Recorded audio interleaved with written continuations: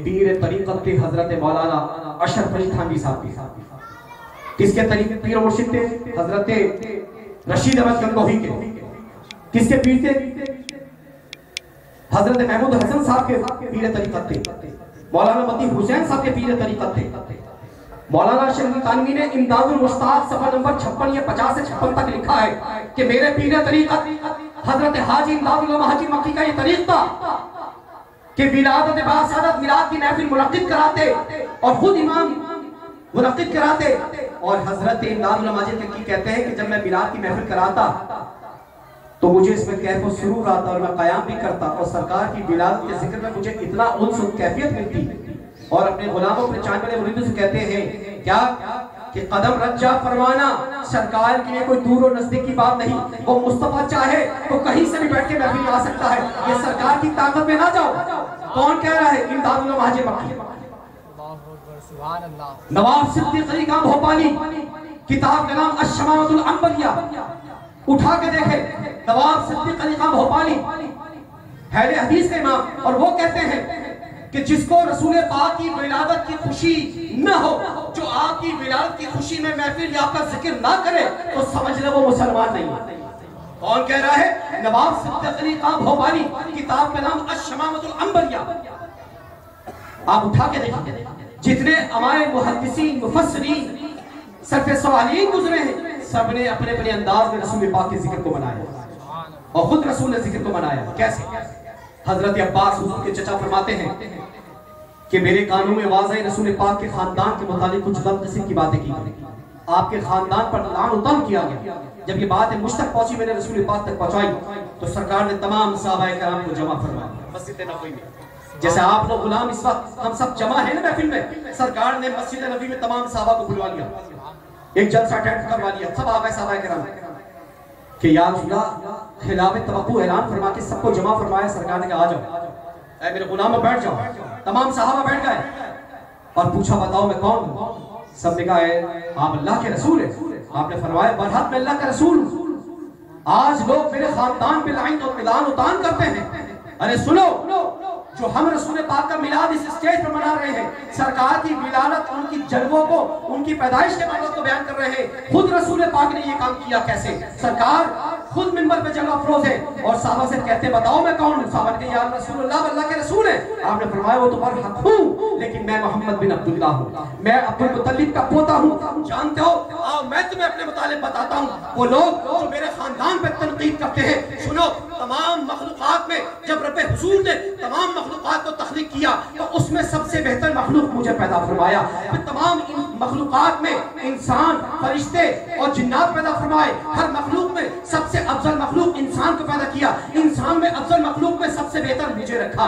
फिर इंसानों में दो तबकात रखे, अरबी और अजमी के, तो मुझे सबसे बेहतर अरब में रखा। फिर सबसे बेहतर खुदावंद ने दुनिया में तमाम कबीले बनाए, उन कबीलों में सबसे बेहतर कबीला मुझे कुरैश का रखा। फिर कुरैश के कबीलों में सबसे बेहतर अल्लाह ने तमाम खानदान बनाए, उस खानदान में सबसे बेहतर खानदान बनु हाशिम का रखा। मैं उस खानदान से हूँ। जानते हो मैं कौन हूँ? मैं इब्राहिम की दुआ हूँ, मैं इस्माइल की दुआ हूँ, मैं ईसा की दुआ हूँ, मैं ईसा की बशारत हूँ, मैं वही हूँ। हाँ हाँ, मैं वही पैगंबर हूँ जिसने अपनी माँ की पैदाइश से पहले, मेरी माँ जब चलती थी, जब मैं अपनी माँ के बदन में था, जब मैं अपनी माँ के पेट में था, तो मेरी माँ जब मक्के की गलियों में चलती थी तो मेरी माँ के कदमों के नीचे जो जो संग रेज़े आते थे, जो पत्थर आते थे, वो मोम की तरह नरम होकर फूल बन जाते थे। अरे ये मुस्तफा का कमाल था, ये मुस्तफा की गुला नबूवत का नूर था कि माँ के पेट में है। लेकिन हजरत आमना फरमाती है जिस तरह माँ को तकलीफ होती है, जिस तरह माँ को एहसास होता है माँ बनने का, मुझे नहीं हुआ। मेरा मुस्तफा, मेरे मुस्तफा का नूर जब मेरे बदन में आया, मेरे पेट में आया, तो हजरत आमना फरमाती है लोगों के तो सर भारी हो जाते हैं, कपड़ा बांधते हैं, मुझे ऐसा कुछ नहीं होता था। अरे मेरे हबीब का नूर जब मेरे बदन में आया तो मक्के की गलियों में मैं चल रही हूँ। जो मोटे मोटे पत्थर मेरे पैर के नीचे आते वो नरम मुलायम बन जाते। हजरत आमना फरमाती है वो पत्थर मोम की तरह नरम हो जाते। उन पत्थरों को जब मैं उठाती तो वो फूल बन जाते, वो पत्थर फूल बन जाते। तो इसमें हजरत आमना के लिए जवाब है, आमना तेरे पेट में वो मेरा नूर बन रहा है कि जब तेरे कदम के नीचे पत्थर आता है तो वो मोम बन जाता है। जब इस हबीब का नूर जाहिर होगा तो ये ऐसा नूर होगा, ये ऐसे जलवों वाला होगा कि बस से वो दुहा वाला चेहरा होगा। अगर अंधेरे में भी देखोगे तो इसका चेहरा चमकता हुआ नजर आएगा। इसकी अल्लाहू अकबर।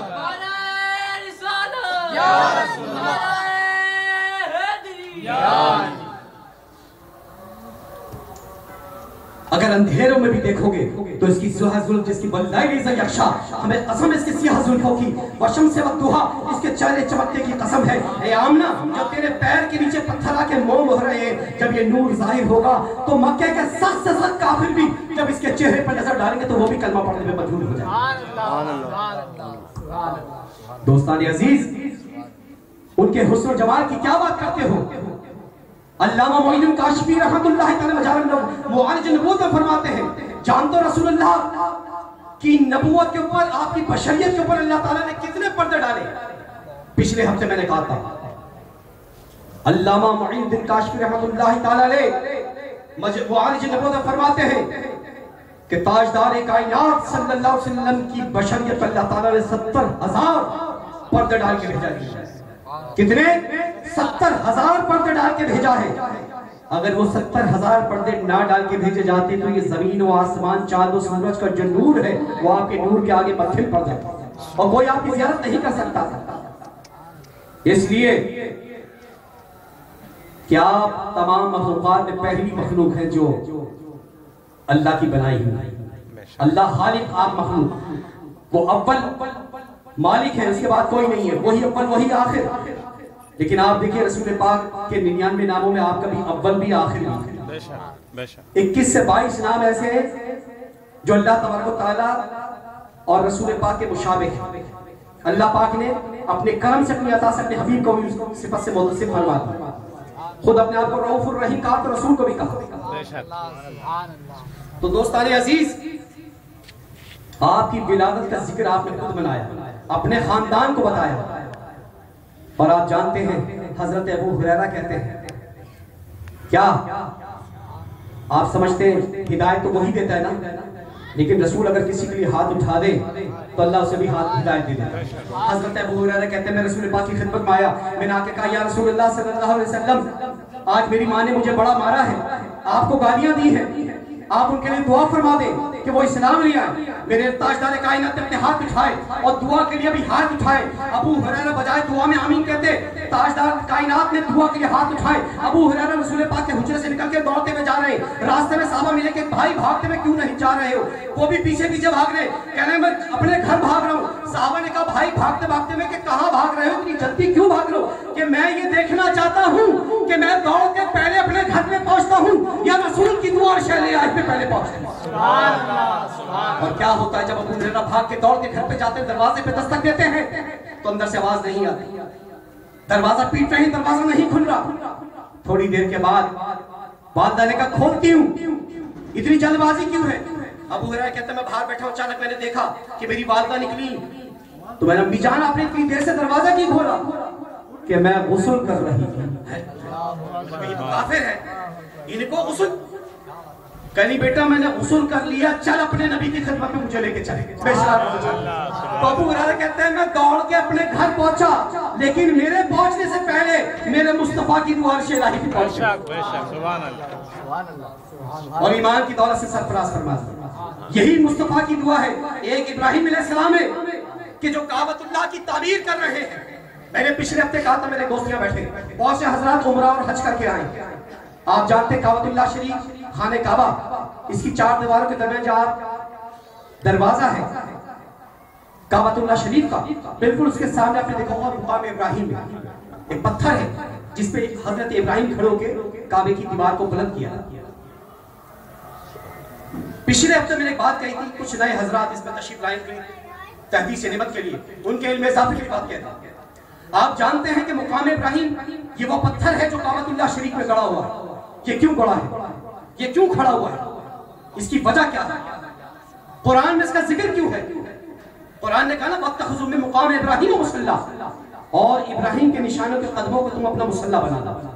तो क्यों कहा है? तो दोषी है मेरे मुस्तफा की विलादत आप हम लोग मना रहे हैं ना, हम तो ये कहते हैं वो आ चुके और दुनिया अपनी जगह अफरोज फरमा के आज तक उनके जलवे जारी खाली है। लेकिन जब नहीं आए थे तो अंबिया का यह तरीका था कि अंबिया अपनी उम्मतियों को बताते थे एक हबीब आने वाला है, एक अहमद आने वाला है, हमारे बाद एक नबी उज़्ज़मा आखिरी ज़मा अजीम शान मर्तबे वाला नबी आने वाला है। अब देखिए कुरान ने इब्राहिम अलैहिस्सलाम हुजूर के जद है, अबुल बशर जो है हजरत आदम का लक़ब है। तमाम बशर के बाप कौन है? हजरत आदम। और अबुल अंबिया तमाम अंबिया के बाप कौन है? हजरत इब्राहिम। क्यों? इसलिए कि दुनिया में वाहिद नबी हजरत इब्राहिम है जिनकी पुश्त से अल्लाह ताला ने 70,000 नबियों को पैदा फरमाया। 70,000 नबी हजरत इब्राहिम की पुश्त से पैदा हुए। अब देखिए कुरान कह रहा है वइज़ यरफ़उ इब्राहीमुल क़वाइद मिनल बैत व इस्माईलु रब्बना तक़ब्बल मिन्ना इन्नका अंतस समीउल अलीम। कुरान कह रहा है अब इब्राहिम अलैहिस्सलाम, अल्लाह कह रहा है हबीब याद कीजिए, याद उसे दिलाया जाता हो जिसको नूर नबूवत से दिखाया पहले क्या हो। अगर नहीं पता था तो कहता हबीब क्या तुमने सुना है? बल्कि कहा वइज़ यरफ़उ इब्राहीमुल क़वाइद, ए हबीब याद कीजिए वो वक्त जब इब्राहिम और इस्माइल ने काबे की दीवारों को बुलंद कर दिया और तामीर कर चुके। रब्बना तक़ब्बल मिन्ना, और हमारी बारगाह में दुआ करके कहा है मौला हम दोनों बाप बेटों की जानिब से इस काबिश को, इस कोशिश को और इस जो हमने खिदमत की कबूल फरमा ले। तू बड़ा माफ फरमाने वाला है। अल्लाह ने कहा इब्राहिम घर तुमने हमारा बनाया, दीवारें इसकी बुलंद की। हाँ, मजदूर जब मजदूरी कर लेता है तो फिर उसको उसकी इज्जत दी जाती है। इब्राहिम तूने हमारा घर बना लिया ना, इसकी दीवारों को बुलंद कर दिया। हाँ तो इब्राहिम अब तू हमसे मांग, इब्राहिम तू हमसे मांग, आज तू हमसे मांगेगा। मांगने वाले हाथ इब्राहिम खलीलुल्लाह के होंगे और अता करने वाला तेरा रब्बुल कायनात अल्लाह होगा। ऐ इब्राहिम तेरी दुआ पर आमीन कहने वाला ज़बीउल्लाह होगा। आज तू अपने हाथों को फैला, हाथों को फैलाना इब्राहिम तेरा काम है, उन हाथों को झोलियों को भरना तेरे रब का काम है। आज मान हमसे क्या मांगता है? तो इब्राहिम अलैहिस्सलाम भी बड़े प्यारे पैगंबर थे, अल्लाह के दोस्त थे। अल्लाह से कहा अल्लाह ऐ रब्बे कायनात जब देना ही चाहता है तो अब मैं तुझसे दुआ करता हूँ। मौला क्या दुआ करता हूँ? रब्बना वजअलना मुस्लिमीन लका मिन ज़ुर्रिय्यातिना, ऐ मेरे मौला हमको फरमाबरदार बना दे और हमारी नस्ल से एक ऐसी जमात बना दे जो तेरी फरमाबरदार हो, जो तेरी फरमाबरदार हो। उम्मत मुस्लिम लगा व आलिना मसाकिना, वालिना मसाकिना, और हमको हमारी इबादत के तरीके सिखा दे। वतुब अलैना, और हम पर तवज्जो फरमा अपनी रहमत के जरिए। इन्नका अंत तव्वाबुर रहीम, बेशक तू बड़ा रहम माफ फरमाने वाला है। अच्छा ये दो दुआएं हजरत इब्राहिम ने कर ली। पहली दुआ की कि हमारी जानिब से इसको कबूल फरमा, दूसरी की कि हमें फरमाबरदार करके हमारी नस्लों के अंदर से ऐसी फरमाबरदार जमात करा बना दे जो तेरे दीन के बताए हुए तरीके पे चले और इस काबे को आबाद कर सके। इशारा था इस दुआ में।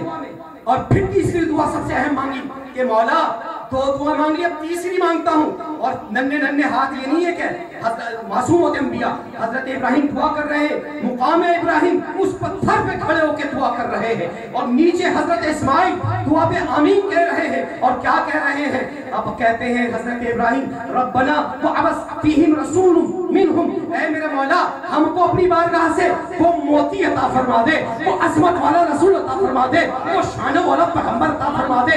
मौला मेरे मौला तेरे खजाने में एक ही गौहर है, तेरे खजाने में एक ही मोती है और ऐसा मोती है जो उसके बराबर कोई नहीं है। मौला अगर देना ही चाहता है तो हमारे दरमियान में मेरी नस्ल में से, और जो आमीन कह रहा है इसकी नस्ल में से एक ऐसा हबीब दे दे, एक ऐसा रसूल दे दे कि मौला जब वो आए तो हम पर तेरी आयतें पढ़े, हमको पाक करे, हमको सुथरा करे, हमको किताब और हिकमत की तालीम दे।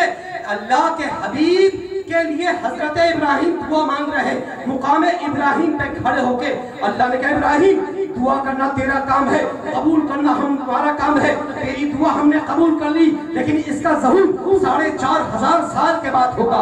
इब्राहिम तू खलीलुल्लाह है, तूने हमसे दुआ मांगी है, लेकिन इस दुआ का ज़हूर 4500 साल के बाद होगा।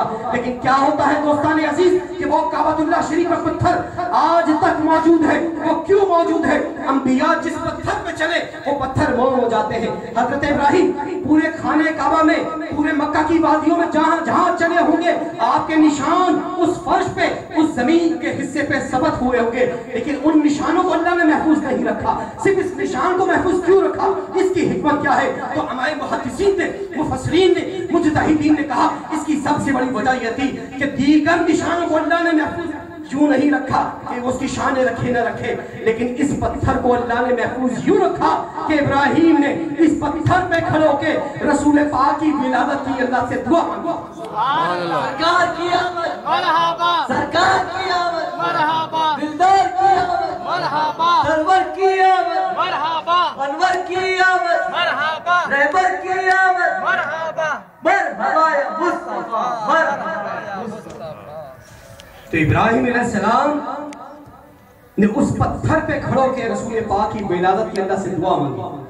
अल्लाह का इब्राहिम तूने हमसे हमारे हबीब को मांगा है ना, तो क़यामत तक हम इस पत्थर की हिफाजत इसलिए करेंगे कि तूने इस पे खड़े होके हमसे दुआ मांगी थी, और क़यामत तक आने वाले लोगों के लिए हमने उस पत्थर को काबे में गाड़ दिया। उस पत्थर को काबे में गाड़ दिया है। अब जो भी आएगा, देखिए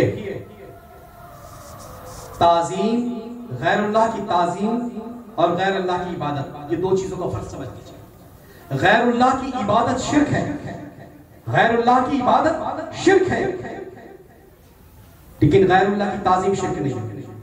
गैरुल्लाह में कौन आता है? गैरुल्लाह में अंबिया भी आते हैं, सहाबा भी आते हैं, औलिया भी आते हैं, तमाम चीजें आती हैं। लेकिन देखिए, आप अगर किसी गैरुल्लाह को खुदा मानकर उसकी इबादत करेंगे तो आप मुशरिक हो जाएंगे। सही है, इस पे कोई चीज का इख्तिलाफ नहीं है कि अगर किसी गैरुल्लाह को आपने अल्लाह मानकर या वाजिबुल वजूद मानकर उसको कादिर मुतलक मानकर उसकी इबादत की तो आप मुशरिक हो गए। गैरुल्लाह की ताज़ीम शिर्क नहीं है। क्यों? कुरान कहता है वमन युअज़्ज़िम शअइरल्लाह फइन्नहु तक़वल क़ुलूब, और जो अल्लाह की अजीम निशानियों की ताज़ीम करता है, अल्लाह फरमा रहा है, क्या कह रहा है अल्लाह? वमन युअज़्ज़िम शअइरल्लाह फइन्नहु तक़वल क़ुलूब, जो अल्लाह की अजीम निशानियों की ताज़ीम करता है, यही वो लोग हैं जिनके दिलों में हमने तक़वा परहेज़गारी को रख दिया। सुभान अल्लाह।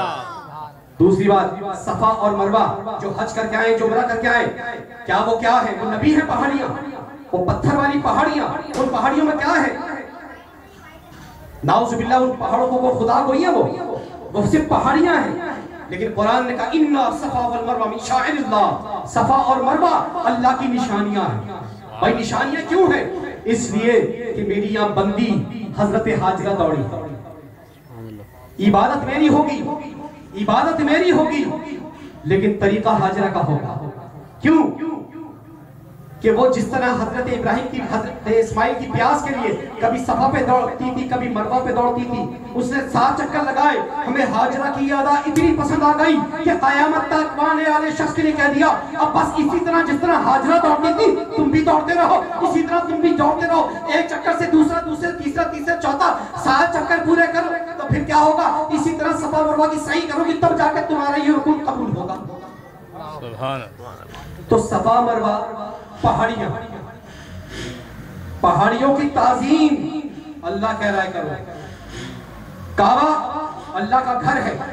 मेरे रसूल ने कहा है काबा तेरा मुकाम बहुत बुलंद है, तेरा जो तवाफ करे तू उसे पाक और साफ कर देता है, तेरा जो तवाफ करे तू उसे पाक और साफ कर देता है। काबा ने कहा कि या रसूल अल्लाह, लोग मेरा तवाफ करते हैं और जिस दिन आपकी पैदाइश हुई, जिस दिन आपकी पैदाइश हुई, अब झंडे, मैंने उस दिन भी कहा था कि रसूल की विलादत की खुशी में झंडे लगाना ये किसकी सुन्नत है? तो सुन लो, रसूल की विलादत पे घर पे झंडे लगाए या अपने घरों पे लगाए, ये सुन्नत हजरत जिब्रील अमीन की है। आप कहेंगे कैसे? किसी भी मुहद्दिस से पूछ के देखिए, किसी किताब को पढ़ के देखिए कि जिस वक्त मेरे रसूल ताजदार कायनात सल्लल्लाहु अलैहि वसल्लम दुनिया में तशरीफ लाए तो अल्लाह ने कहा जिब्रील सुबह सादिक का वक्त है, हबीब की आमद का वक्त है, अपने साथ 3 झंडे ले जा। ये झंडे ले जाना जरूरी थी कि जिब्रील अमीन के लिए अल्लाह ने भेजा। जिब्रील 3 झंडे ले जा। मौला इन झंडों को ले जाके करूं क्या कि हबीब की विलादत का वक्त है, इन 3 झंडों को ले जा, एक काबतुल्लाह की छत पे गाड़ दे, दूसरा बैतुल मक़दस पे गाड़ दे और तीसरा मज़ा कहां गाड़ूं कि जहां मेरा हबीब पैदा उस घर पे गाड़ दे। तो विलादत की खुशी में, रसूलुल्लाह की विलादत की खुशी में अल्लाह ने 3 झंडे भेजे जिब्रील अमीन को गाड़ दे। और जिब्रील अकेला आए? जिब्रील अकेले नहीं आए। कहा या अल्लाह मैं अकेला जाऊं? नहीं, 70,000 फरिश्ते तेरे साथ जाएंगे, जुलूस की सूरत, अनवार और तजल्लियात की बरसात करेंगे। तमाम अंबिया की अरवाहें आ रही हैं, हूर और गिलमान खुश हैं, जन्नत को सजा दिया गया, दोज़ख के दरवाजों को बंद कर दिया गया, हूर और गिलमान खुशियां मुसर्रतें मना रही हैं। तो अब ये देखिए जिब्रील अमीन आ रहे हैं, रसूल पाक की विलादत का वक्त है, सुबह सादिक का वक्त है और झंडे लगाए 3। तो जिब्रील ने ये 3 झंडे लगाकर अल्लाह ने जिब्रील के जरिए सुन्नत अदा करवा दी। क्या कि देखो ये जिब्रील के जरिए करवा रहा हूं, लेकिन मर्जी और मंशा मेरी है। क्यों कि आ रहा है मेरा रसूल और झंडे यूं लगवा रहा हूं कि इसकी शौकत रुनीबत के लोग जान लें क्या पैदा हो रहा है। और जुलूस निकालना ये आज तक रस्म जारी है। माशाल्लाह साहिब इल्म हजरात है, जानते हैं, सुनते रहते हैं कि सुबह फजर के वक्त और सुबह फजर के बाद से लेकर असर और मगरिब के बाद से लेकर सुबह फजर तक 70,000 फरिश्ते रोजाना सुबह फजर में और 70,000 फरिश्ते रोजाना मगरिब में रसूल पाक की बारगाह में हाजिर होते हैं। और इमाम कस्तलानी में, मवाहिबुल दुनिया में, इमाम ज़रक़ानी में, शेख अब्दुल हक महफूज देलवी ने, इमाम नबहानी ने, खसाइस कुबरा में अल्लामा जलालुद्दीन सय्यदी शाफ़ई ने, मैं किस मुहद्दिस का आपके सामने नाम लूं, तो फरमाते हैं फरिश्ते आके करते क्या है? सिर्फ दुरूद और पाक पढ़ते, सलाम करते नहीं। फरमाया 70,000 फरिश्ते जो फजर में आते हैं, इनका तरीक़ ये है कि ये रसूल की खिदमत आके सलात व सलाम करते हैं। उसके बाद ये 70,000 फरिश्ते रसूलुल्लाह की कब्र का तवाफ करते हैं। उसके बाद अपने नूरानी परियों को आपकी कब्र अंदर से मस करके बरकत हासिल करते हैं। ये हमारे मुहद्दिसीन कह रहे हैं। और 70,000 फरिश्ते शाम आते वो ये करते हैं। और जो फरिश्ता एक मरतबा रसूल की खिदमत में आ जाता है, क़यामत तक उस फरिश्ते को दोबारा मौका नहीं मिलेगा। तो ये है शान, ये है शान। अरे हम आज एक और दलील, एक और दलील। आप जानते हैं कि ईसाई हर इतवार के दिन छुट्टी क्यों मनाते हैं? पूरी वर्ल्ड के अंदर, यूरोप के अंदर संडे को छुट्टी होती है। हमारे पाकिस्तान में भी इतवार के दिन छुट्टी हो गई, वरना पहले जुम्मे को होती। लेकिन आप जानते हैं पूरे यूरोप में संडे के दिन छुट्टी क्यों मनाई जाती है? ईसाई इतवार के दिन छुट्टी का दिन क्यों मनाते हैं? आइए इसकी भी तारीफ बताएं। इसलिए मनाते हैं, सूरह माइदा कुरान पाक का सूरा आप उठा के देखिए। ईसाई इतवार के दिन छुट्टी जो मनाते हैं उसकी वजह ये थी कि इतवार के दिन हजरत ईसा अला नबीना सलातो व सलाम ने अल्लाह से दुआ की थी।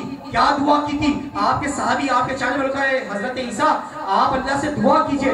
और क्या दुआ कीजिए कि आज आसमान से हम पर एक ऐसा दस्तरखान उतरे कि जो नेमतों से सजा हुआ हो। तो हजरत ईसा अलैहिस्सलाम ने हाथ उठाए, इतवार का दिन था और कुरान पाक ने उन अल्फाज को नोट करके आने वाली नस्लों के लिए महफूज कर लिया। हजरत ईसा दुआ करते हैं, रब्बना अंज़िल अलैना माइदतन मिनस समाई तकून लना अव्वला ईदना, ऐ अल्लाह आज हम पर आसमान से ऐसा दस्तरखान नाजिल फरमा दे। रब्बना अंज़िल अलैना माइदतन मिनस समाई, आसमान से हम पर ऐसा दस्तरखान नाजिल फरमा जो नेमतों से भरा हुआ हो, जो सजा हुआ। और जब वो आसमान से दस्तरखान उतरे तो मौला वो हमारे लिए दुनिया में अव्वल और आखिरत में वो हमारे लिए ईद का दिन हो, ईद का दिन हो।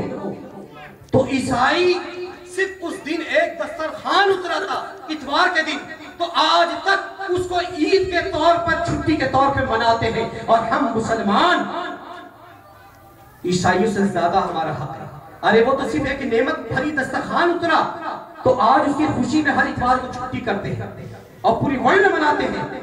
और दुनिया की सबसे बड़ी नेमत आप खुद बताइए कि मैं नहीं कहता, दुनिया की सबसे बड़ी नेमत क्या है?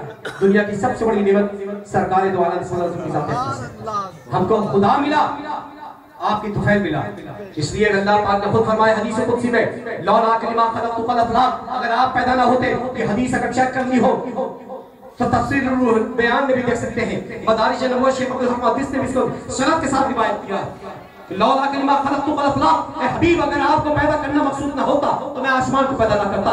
लौला कलिमा खलक़तु दुनिया, अगर आपको पैदा मकसूद करना ना होता तो दुनिया को पैदा ना करता। ए हबीब दुनिया आसमान चरिंदों परिंद हर मखलूक तो दूर की बात, लौला कलिमा खलक़तु अज़हरतु रबूबियती, ए हबीब अगर तुझे पैदा करना मकसूद ना होता तो तेरा रब कभी अपने आप को रब ज़ाहिर ना फरमाता। नारे तकबीर, अल्लाहु अकबर, नारे रिसालत, नारे रिसालत, नारे तो दोस्तानी अजीज, ईसाई इतवार के दिन छुट्टी मनाई एक नेमत पे मिलने पे, और हमें दुनिया की सबसे बड़ी नेमत मिली कि जिसके ऊपर अल्लाह ने एहसान जताया, लक़द मन्नल्लाहु अलल मुमिनीना इज़ बअसा रसूला, हमने ईमान वालों पे बहुत बड़ा एहसान किया कि उन्हें एक रसूल अता फरमा दिया। अल्लाह ने सिर्फ एक मुकाम पर एहसान जताया, वो इसी मुकाम पर कि हमने तुम्हें अपना महबूब अपना रसूल अता फरमा दिया। तो दोस्तानी अजीज, इस नेमत से हमें पता चला कि तमाम नेमतें जब तक इंसान जिंदा है वो नेमतें में इस्तेमाल करता है, जब इंसान दुनिया से चले जाता है तो नेमतें भी खत्म हो जाती है। लेकिन एक ऐसी नेमत ता क़यामत कि दुनिया में भी उसके जलवे, आखिरत में भी जलवे, और आखिरत के अंदर भी रसूल पाक की शान मुस्तफ़ाई को देखिए। ताजदार कायनात फरमाते हैं, हुजूर के एक सहाबी हजरत हुज़ैफा बिन यमामा रज़ियल्लाहु तआला ने रिवायत करते हैं कि सरकार मनीदा रहत क़ल्ब सीना अलैहिस्सलाम नमाज की हालत में थे, हम सहाबा भी नमाज की हालत में थे। ताजदार कायनात ने सजदे में इतना तवील फरमाया, इतना तूल फरमाया कि हम सहाबा थक गए, हमारी गर्दनें शल हो गई, हम उठ गए, हमसे बर्दाश्त ना हुआ, लेकिन मुस्तफ़ा का सजदा अदा ना हुआ, मुस्तफ़ा का सजदा अदा ही नहीं हो रहा। सहाबा फरमाते हम समझे कि शायद रब्बे कायनात ने आपकी रूह को कब्ज़ कर लिया है, लेकिन बड़े काफी देर के बाद ताजदार कायनात सल्लल्लाहु अलैहि वसल्लम ने सर मुबारक उठाया तो हमने कहा या रसूल अल्लाह, आपने सजदे में इतना तूल क्यों फरमा दिया, क्या वजह थी? कहा सजदे में मैंने तूल इसलिए फरमा दिया कि मैंने सजदा किया तो अल्लाह मुझसे हम कलाम हो गया। अल्लाह मुझसे कहता है हबीब तेरी रज़ा क्या है, आज तू हमें ये बता कि क़यामत में हम तेरी उम्मत के साथ क्या करें। ए हबीब तू हमको बता। रसूल पाक कहते हैं अल्लाह ने मुझसे मशवरा मांगा कि क़यामत के दिन बता मैं तेरी उम्मत के साथ क्या करूं। तो मैंने कहा मौला तेरे बंदे हैं, तेरी मखलूक है, जो चाहे तू कर। अल्लाह ने कहा हबीब तू बता तेरी रज़ा क्या है। मैंने कहा मौला तेरी मखलूक है, तू जो चाहे बेहतर वही कर। मौला फिर कहा ए हबीब तेरी रज़ा क्या है, तू बता मैं क़यामत के साथ क्या करूं। अल्लाह से गुफ्तो शुनी जारी थी, मौला मुझे बार बार पूछता था बता तेरी रज़ा क्या है, और मैं अल्लाह से कहता था मौला जो तेरी मर्जी हो वो तू कर दे। आखिर में रब्बे कायनात ने फरमाया क्या ए हबीब बार बार तू ये कहता है, हम तुझसे पूछते हैं कि तेरी उम्मत के साथ क्या करें, और तू कहता है मौला जो तेरी रज़ा तेरी मखलूक है। तो सुन ए हबीब तुझसे तेरे रब का वादा है, क़यामत के दिन तेरा रब तुझे हबीब अपनी उम्मत के मामले में गमगीन नहीं होने देगा। क्यों? इब्राहिम ने मुझसे दुआ की थी ना, क्या अल्लाह मुझे क़यामत की रुसवाई से बचाएगा। हजरत इब्राहिम की एक दुआ थी कि अल्लाह मुझे क़यामत की रुसवाई से बचाएगा। वला तहज़न इला यौम यबसून, अल्लाह मुझे क़यामत की रुसवाई से बचाइएगा।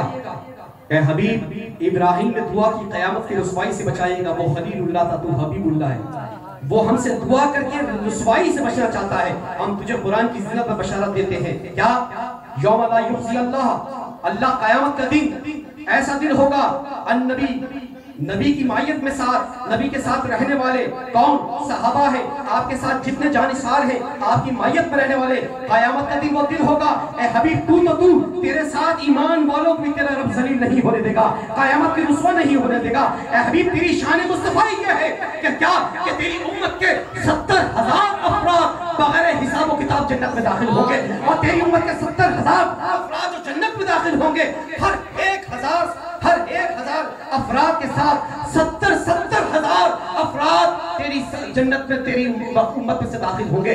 इमाम बुखारी ने सही सनद के साथ हजरत सैद बिन साद से ये रिवायत नबी की किताब रकायत में आप उठा के देखिए मुस्लिम शरीफ के अंदर कि 7 लाख अफराद ऐसे हैं मेरे आका की उम्मत के जिनको बगैर हिसाब व किताब जन्नत में दाखिल किया जाएगा। तो दोस्तानी अजीज क़यामत का दिन तो उनकी मुस्तफ़ाई को दिखाना है, उनकी शान को दिखाना है। और आपने पूछा, साहबा ने पूछा या रसूलल्लाह अगर क़यामत में आपके साहबी आपको ढूंढे तो कहाँ ढूंढे? तो गुलामों से कहा देखो गुलामों अगर मुझे ढूंढो तो 3 मुकाम पे ढूंढना, मैं 3 जगह पर हूँ। या रसूलल्लाह कहाँ होंगे? कि देखो मैं पुल सिरात पे करीब खड़ा होगा, पुल सिरात के करीब होगा, या मैं हौज़े कौसर पे हूँगा। क्यों कि मेरी उम्मत जब प्यासी आएगी तो अपने हाथों से मैं, मेरे साथ मेरे नवासे हसनैन करीमैन अली और फातिमा हर भर के अहले बैत हम अपने हाथों से अपनी उम्मत के प्यासों को पानी पिलाएंगे। पूछा या रसूल हौज़े कौसर क्या है? आपने फरमाया हौज़े कौसर दूध से ज्यादा सफेद, शहद से ज्यादा मीठा पानी है, और जो एक दफा पी लेगा कयामत के बाद भी उसको कभी जिंदगी में प्यास नहीं लगेगी। दूसरी बात मीज़ान अमल पे होगा। क्यों कि मेरा उम्मती अगर शामत की वजह से, एक अमल की वजह से जहन्नुम में लेके जाया जा रहा है, उनका हुआ फरिश्ता रोको कि या रसूलल्लाह इसके अमाल में नेकियां कम है, इस पर जहन्नुम सादिर हो चुकी है। तो हदीस में आता मेरे रसूल अपनी जेब में हाथ डाल के एक रुपया डाल के उस तराजू पे रखेंगे, वो तराजू भारी हो जाएगा। वो शख्स को कहा जाएगा तू जन्नत की चला जा। वो कहेगा शख्स आप कौन है? मेरे माँ बाप आप पे कुर्बान कि आपके इस अमल की वजह से मैं बच गया। तो ताजदार कायनात फरमाएंगे तूने मुझे नहीं पहचाना? या रसूल वो कहेगा मैंने नहीं पहचाना। फरमाएंगे मैं तेरा नबी हूं।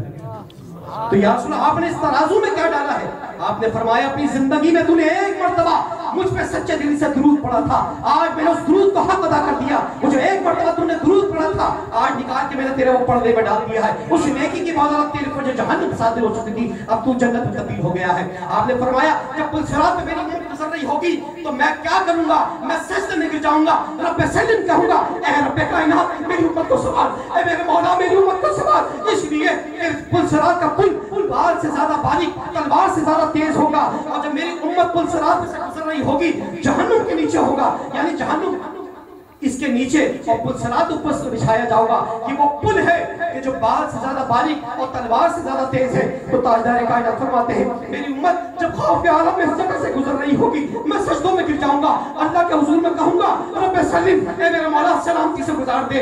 अल्लाह कहेगा जिब्रील, जवाब आएगा लब्बैक या जलील, तूने हमारे हबीब से मेराज की रात वादा किया था, याद कर जिब्रील। या अल्लाह मुझे याद आ गया कि मेरा हबीब जब रात को, मेराज की रात को सिदरा से आगे जा रहा था तो हबीब ने मुझसे क्या कहा था जिब्रील? तो रसूल पाक ने जब मेराज की रात जिब्रील अमीन से कहा जिब्रील सिदरा के मुकाम पे छोड़ गए, आगे चलो। तो जिब्रील ने कहा या रसूलल्लाह से आगे मेरी पहुंच नहीं। तो रसूल पाक ने कहा जिब्रील चलो। कहा या रसूलल्लाह से आगे मेरी पहुंच नहीं, इससे आगे जरा सा भी गया तो जल के राख हो जाऊंगा। तो रसूल पाक ने कहा जिब्रील ये हदीस के अल्फाज, तुम्हारी कोई ऐसी तमन्ना, ऐसी कोई ख्वाहिश बताओ कि मैं अल्लाह से मिलने जा रहा हूं कि वो तुम्हारी ख्वाहिश अल्लाह के हुजूर में पेश करूं। तो जिब्रील अमीन ने कहा या रसूल मेराज की रात अगर अल्लाह रब्बुल आलमीन से जब आपकी मुलाकात हो तो जिब्रील की इतनी दरख्वास्त कीजिएगा कि क़यामत के दिन जब पुल सिरात का पुल पीछे आपकी उम्मत उस पुल सिरात से गुजरना चाहे तो जिब्रील की एक तमन्ना है, मैं चाहता हूं वो पूरी हो जाए। ताजदार कायनात ने कहा जिब्रील बताओ क्या तमन्ना है? वो तमन्ना ये है कि आपकी उम्मत जब पुल सिरात से गुजरे तो मैं अपने नूरानी परों को बिछा लूं, उन परों से आपकी उम्मत गुजर के आए ताकि आपकी उम्मत आसानी से गुजर जाए। तो रसूल पाक की ने कहा हम अल्लाह से तुम्हारी दुआ को कबूल करवाएंगे। तो क़यामत का दिन होगा, अल्लाह निदा फरमाएगा जिब्रील अपने पर को बिछा ले ताकि उम्मत अहमद को गुजरने में परेशानी ना हो। नारे तकबीर, नारे रिसालत, नारे रिसालत, नारे रिसालत। दोस्तान अजीज किस किस जल्वों पे बात करें, किस किस चीज पे बात करें? अरे हमारी ये महफिलें खत्म हो जाएंगी, हमारी ज़बानें खुश्क हो जाएंगी, हमारे कलम लिख लिख के थक जाएंगे, लेकिन उस रब्बे कायनात की हमदो सना और उसके हबीब की मदह सराई कभी खत्म नहीं हो सकती। दुनिया खत्म हो जाएगी, नाम लेने वाले खत्म हो जाएंगे, लेकिन अल्लाह के रसूल का नाम बाकी रहने वाला है। इसलिए कि जब दुनिया में कोई भी नहीं होगा तब भी मोहम्मद की तारीफ करने वाला खुद रब मौजूद होगा, वो जब भी मौजूद होगा। तो दोस्तान अजीज अल्लाह तबारक व तआला से मेरी दुआ है कि परवरदिगार आलम हमारी इस छोटी सी महफिल को अपनी बारगाह में कबूल फरमा ले, और हमारे शाहिद भाई, इनके वालिद मोहतरम, इनके घर वालों ने, इस गली वालों ने जो भी मोहब्बत के साथ मिल के महफिल से जाई और जहां जहां जो जिक्र सुन के आ गया है, जो जो शामिल हो गया है, जो घर में सुन रहा है, अल्लाह तबारक व तआला से दुआ है कि रसूल पाक की विलादत की खुशी में अल्लाह ताला हमें भी जहन्नुम से निजात फरमाए, कब्र में आसानी फरमाए, और हमारी जिस तरह हमने अल्लाह के रसूल की आमद की खुशी में ये शामिया ने उसको लाइटों से सजाया। मरने के बाद अल्लाह सरकार के जिक्र की बदौलत हमारी कब्रों को मुनव्वर फरमा दे और हमारे मरहूमीन के दर्जात और मर्तबात को बुलंद फरमा दे। उम्मत मुस्लिमा पर रहम काम फरमा दे, बिलखुसूस हमारे इस मोहल्ले पड़ोस पर रहम करम फरमा दे। हमारी माँ बहनों को पर्दे की हुर्मत नसीब फरमा दे और बिन बिहारी बच्चों को गैर से रिश्ते